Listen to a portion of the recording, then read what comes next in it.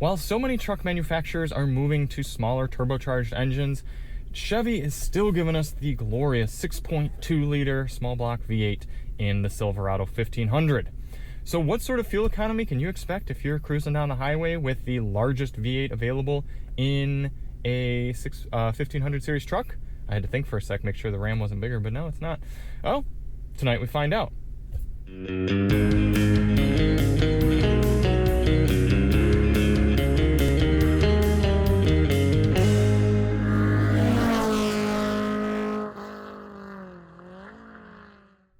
Hey everybody, it's Charlie from DM Moto, and tonight we've got the real-world highway fuel economy test on the 2026 Chevy Silverado High Country with the 6.2. In this test, we're going to head out on the highway and do 50 miles out and 50 miles back, averaging 70 miles per hour to get a realistic fuel economy number for this full-size truck. But before we get started, let's hop out and take a look at it. Yes, Chevy's still giving us the 6.2, but unfortunately, I still can't get my hands on anything except for this High Country model. Now, don't get me wrong, the High Country's nice, but it would be nice to review more of a everyman's sort of version of the Silverado, maybe a 5.3.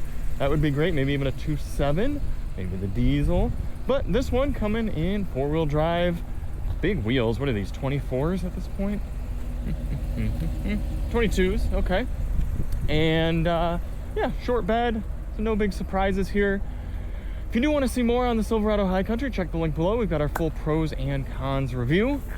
We also tested the Ford 5-liter V8 recently in an F-150, but that was a Tremor model, so it had some all-terrain tires, so it will be interesting to see how the results compare. So why do we do this test? Well, the EPA's highway fuel economy test, which gives this truck 20 miles per gallon, that test only averages 48 miles per hour.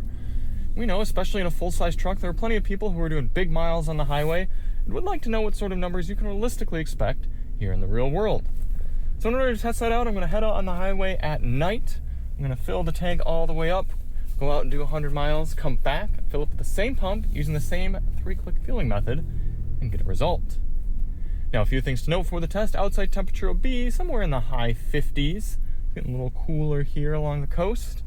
Our tire pressures will be set to the door placard 36 psi cold, and we're going to run the climate control at 73 degrees auto. So without any further ado, let's head to the pump. We are all fueled up, put in just over a half gallon into the tank here to get us topped.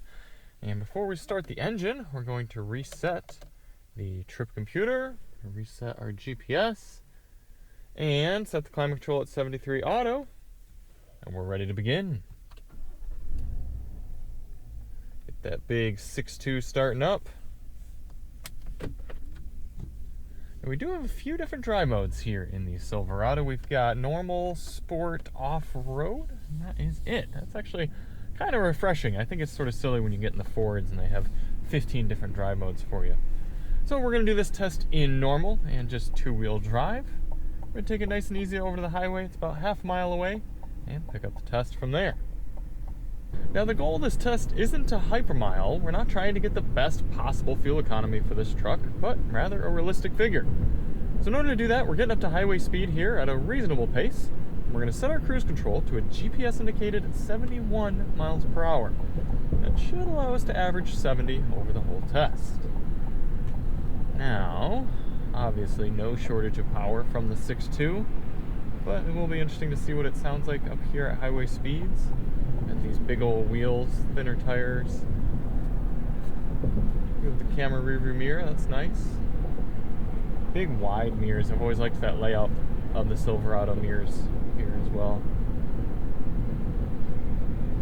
Okay, it looks like 71 on the dash is giving us 70 on the GPS. We're gonna have to bump up one. 72 giving us 71, so that is where we'll settle in. And I had forgotten, but I believe we have, yes, we have Super Cruise. Thank goodness. Super Cruise is the best semi-autonomous driving functionality on the market.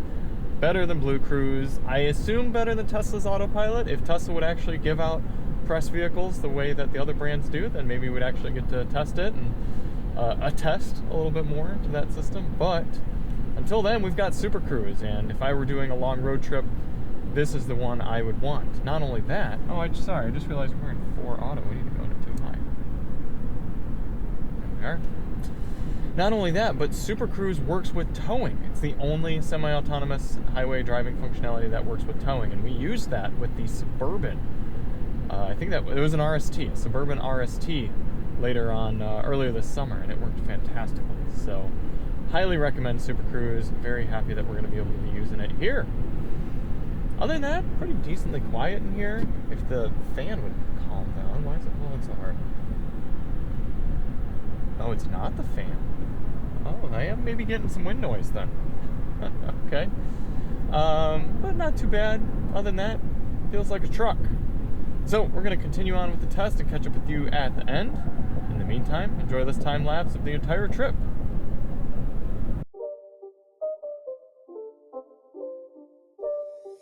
It's not a game, it's a rich thing.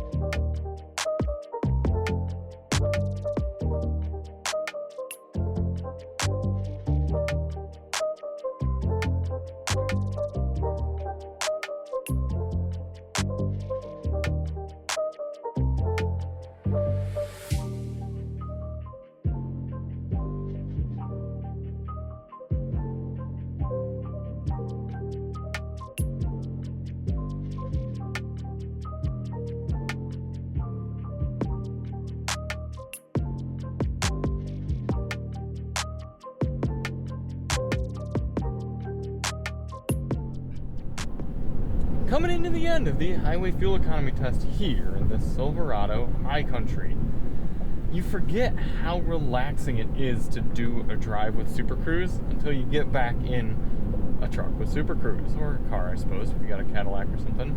But as long as you're not wearing a POV helmet on your head and it can see your eyes clearly, it's just so nice. You sit back, you let the truck just do its thing.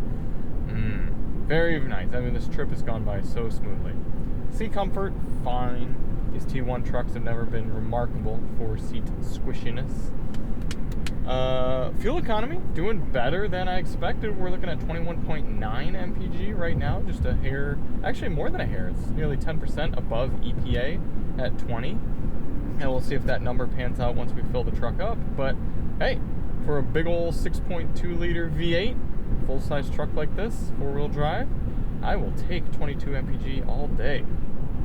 Now, part of that is due to the 10-speed automatic transmission and the very low revs that we're running. According to our tack shot, we're near 1,500 RPM cruising at 70 miles per hour. Remarkably low. Very, very just easy on this engine. It's just a little bit above idle at this point. Now, one frustration I did have is that my Android Auto connected to my phone has disconnected twice so far, the wireless Android Auto, and a few more times on top of that, it's gotten crackly with the audio. So that's frustrating. I'm fairly confident that it is not my phone's fault because I use this phone with every vehicle we test. It hasn't been an issue so far, so that's a bit frustrating. The sound system, though, pretty darn good. I've been happy with it. It's simple, 7 speakers, but it's effective. So I'll be interested to do more of that testing. Feel free to check the link below to our members-only sound test. So I'm going to get this truck back to the pump. We're going to fill it up and crunch our numbers. Back here in the daylight to crunch our numbers, and we ended up putting in 4.768 gallons into the truck. So we take our 100.3 miles traveled divided by 4.768. Gives us, okay, a little bit lower than the trip readout on the truck, but still beating EPA just barely, 21 MPG here in the Silverado High Country. And hey, for a full-size 4-wheel drive 6.2 liter V8 truck, I will take that figure. I will live with some cylinder deactivation. I will live with some 10-speed automatic shifts, happily getting 21 miles per gallon. But you know, you do have to consider that active fuel management, theoretically speaking, that's not going to be as good for long-term longevity on your engine. We did a test with the C8 Corvette where we ran a normal fuel test and then a whole fuel test in sport mode to deactivate the fuel management, and it did get slightly worse fuel economy, but not noticeable enough. So I would like to be able to disable that, that's for sure. Now, interestingly, with Ford's 5-liter V8, even in the Tremor package that was lifted up, had all-terrain tires, we still squeezed out 20 miles per gallon in the same test. So I bet you, if we had the 5-liter with just a normal, like an XLT or a Lariat or something like that, I bet you it would meet or beat this 6.2, which is pretty impressive. I mean, it's a little bit of smaller motor, but not as torquey. So yeah, that would be pretty cool to compare. Now, interestingly, we only get a 24-gallon fuel tank in here. So 24 gallons times that 21 MPG is giving you only 500 miles of cruising range. Not fantastic. I think you can get an optional 36-gallon tank, which I would certainly choose if I were doing any sort of towing. But 24, not huge as the base tank option. Also, we have a Rolls-Royce coming by. That's cool.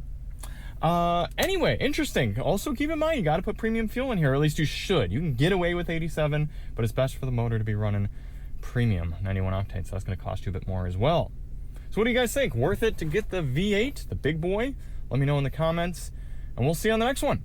Don't forget all our other videos here on the Silverado High Country. And I'm Charlie from Daily Motor, and as always, drive on.